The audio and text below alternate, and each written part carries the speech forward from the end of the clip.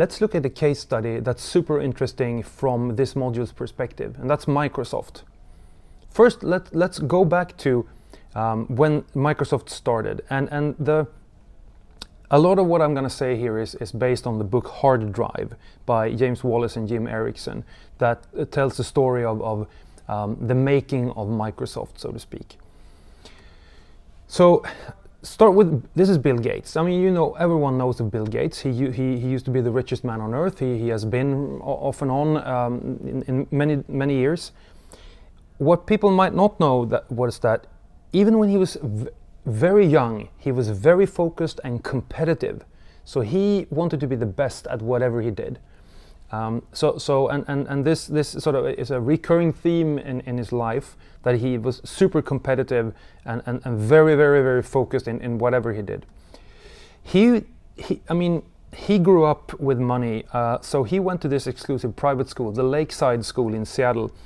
And the thing here was that the so-called Lakeside Mothers Club, they used their garage sale proceeds to give students computer access. And this time you bought something called a teletype machine that connected through a timeshare computer, like a server.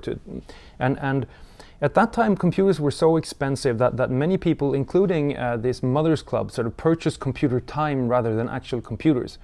And Gates became a very, very sort of a power user of this. And eventually he had to start consulting for various companies at a very young age to be able to finance additional time slots on this server. But this gave Gates a head start with computers in general, and he formed what is known as the Lakeside Programmers Club with some of his school friends. I mean, and they found bugs in the Computer Center Corporation system, and they later created a payroll system. I mean, he was what, 13 years old at the time. Funny thing was that he got so obsessed at some point with computers that his parents actually forbid him to work on computers for a long time. But then he compulsively started reading biographies instead, like of Napoleon and world leaders. So he was obviously aiming for greatness. He was determined to be successful at a very young age, and eventually they just let him continue to use this computer. And this is where he got to know Paul Allen, by the way, that started Microsoft with him. But he actually went along to study at Harvard, and he didn't stay long there. But it's interesting to notice that he struggled a lot there, because he didn't know who he was. He didn't know what his unique talents were. He was sort of trying to discover this. He played poker, he studied mathematics. He realized that there were so many good mathematicians out there that's not what he was meant to be, so to speak. So he was sort of lost at this point, and that's an interesting fact, because many of these world famous entrepreneurs, they have gone through hardship, just like Bill did. This all changed when Paul Allen, his childhood friend from Lakeside, convinced him that there was this revolution coming. So he had found this magazine called Popular Electronics, where the world's first mini computer kit called Altair 8800 was released, and this was a home computer for hobbyists. And now this was sort of the big wave that Bill and Paul had been preparing for. And during the Christmas break at Harvard of 74 and the subsequent sort of reading period in January, they wrote software that could make it possible for hobbyists to create their own programs on this Altair. What they did was create something called a basic interpreter, and that's basically a way to write software. It's a language that is much easier to read than machine code. And Paul Allen then flew off to meet with the Altair founder called Ed Roberts, and Ed Roberts agreed to license this basic interpreter. So Gates and Allen, who then started this company that they called Microsoft, they were sort of in business from then on. And this is also an interesting fact, because so Bill at this point decided to drop out from Harvard, and that is known to many. What most people don't know is that he would try to get this implemented on every new home computer there was, except for he already got Altair, so now the rest of the computers. And he would constantly be on the phone selling. And everyone thinks of Bill Gates as this tech genius programmer, but actually one of his most important skills was selling, and especially being relentless about it. He would not take a no for an answer. So, and this sales skill led to the company's early success. This basic interpreter was implemented on many different home computers. And then came this big pivotal moment when IBM needed an operating system for their sort of home computer market. IBM had been in the mainframe business. Now they wanted to go into this home and personal computing business.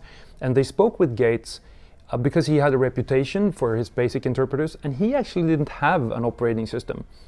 So what he did was he sort of went down the street to a company called Seattle Computer Products, convinced the programmer there to buy his operating system, called originally QDOS or 86DOS, and they then sold this to IBM.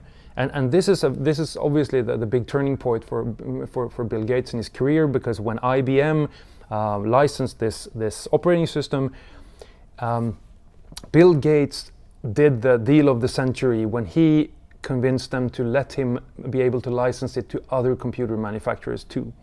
After a while, Compaq copied IBM's computer, and other PC clones were to follow, and Microsoft became the dominant player in the operating system industry. And that sort of laid the groundwork for everything that was to come. So this deal with IBM was the key turning point for Microsoft.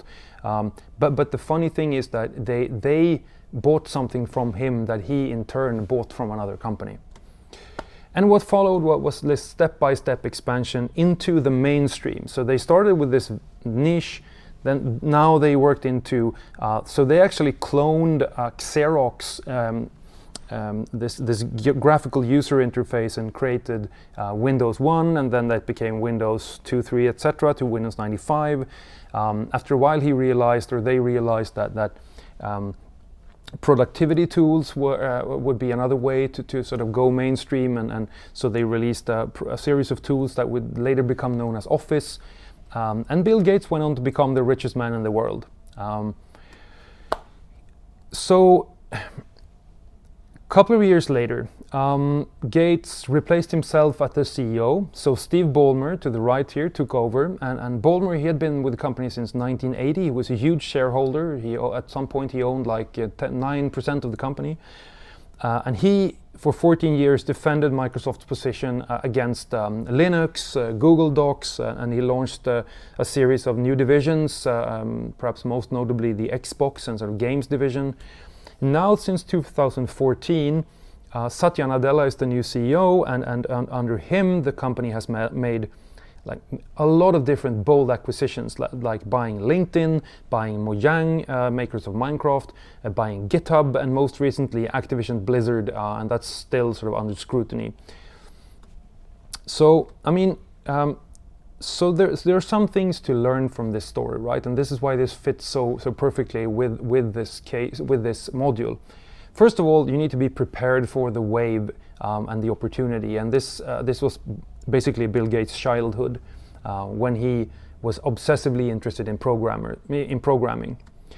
And then when this wave came, the personal computing revelation, the Altair, you bet big. So they went all in. He dropped off for Harvard and started this company. You start with a niche. For them, it was the basic interpreters.